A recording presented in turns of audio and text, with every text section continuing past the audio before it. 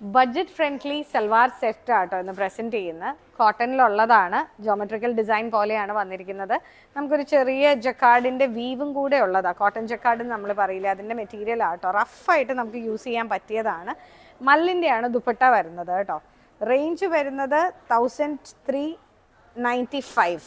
ഇത് കണ്ടോ, ഇത് ഓഫ് വൈറ്റ് ഷെയ്ഡിൽ നമുക്ക് ഡെയിലി വെയർ ആയിട്ട് എന്തെങ്കിലും ആവശ്യത്തിനൊക്കെ ഇടാനായിട്ട് നല്ലൊരു സൽവാർ സെറ്റാണ് ഇത്.